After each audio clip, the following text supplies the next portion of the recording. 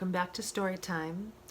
Today I'm going to read a book that I sometimes cry at the end because it's really sweet, and I'm an easy crier. This book is very special to me because a child that I take care of gave it to me, or he lent it to me and I haven't given it back yet. If that's true, Leo, I'm really sorry, and obviously I still have it and I'll give it back to you. But today we're going to read it. It's called The Empty Pot by Demi. Whoops. Oh, I need my reading glasses. Sometimes I don't need my reading glasses because the words are big enough. But this one, the words are not big enough. So, a long time ago in China, there was a boy named Ping who loved flowers. Anything he planted burst into bloom. Up came flowers, bushes, and even big fruit trees, as if by magic. Everyone in the kingdom loved flowers too. They planted them everywhere, and the air smelled like perfume. The emperor loved birds and animals, but flowers most of all, and he tended to his own garden every day. But the emperor was very old. He needed to choose a successor to the throne. Who would be his successor? And how would the emperor choose? Because the emperor loved flowers so much, he decided to let the flowers choose. It's an interesting idea. The next day, a proclamation was issued. All the children in the land were to come to the palace. They would be given special flower seeds by the emperor.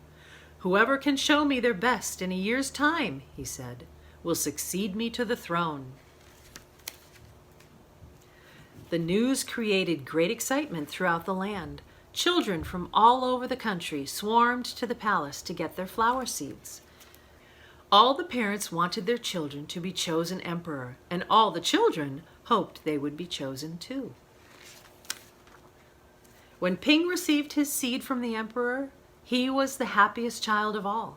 He was sure he could grow the most beautiful flower.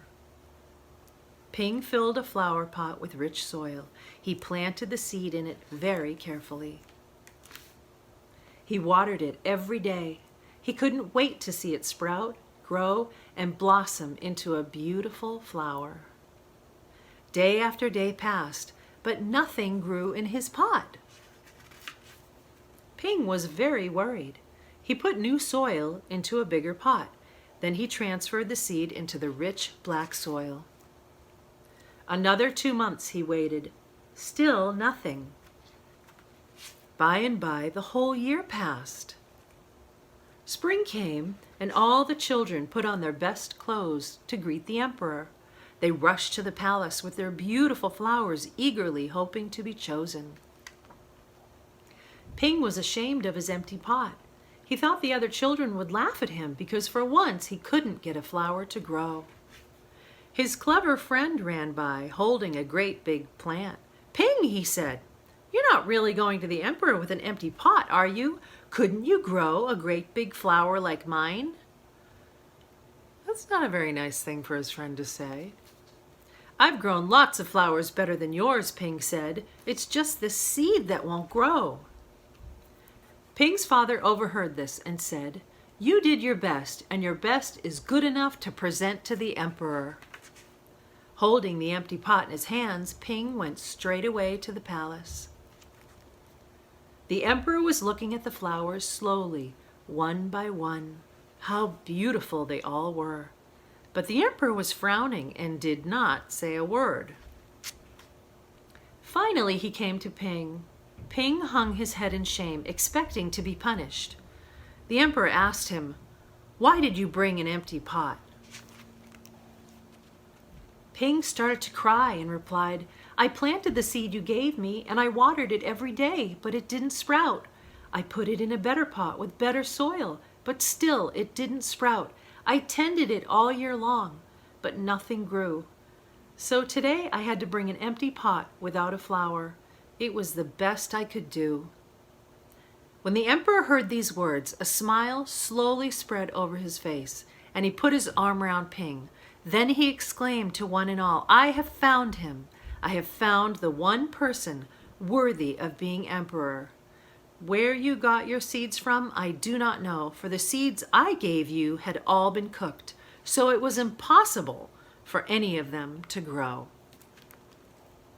I admire Ping's great courage to appear before me with the empty truth, and now I reward him with my entire kingdom and make him emperor of all the land. Okay, I have to admit, I had to keep myself from crying twice. Just towards the end where well, I know what's going to happen, but where Ping is like upset and saying, I couldn't do it. He's the only one that did do it. And I just love it, and it makes me cry. But I held it together this time, so I'm very proud of myself, because we don't need me crying during story time. I do that enough, which is not a bad thing. It's not a bad thing at all.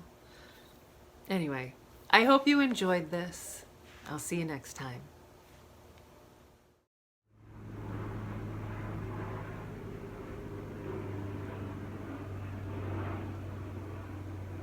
Just waiting for the plane to fly overhead so I can say thank you for watching.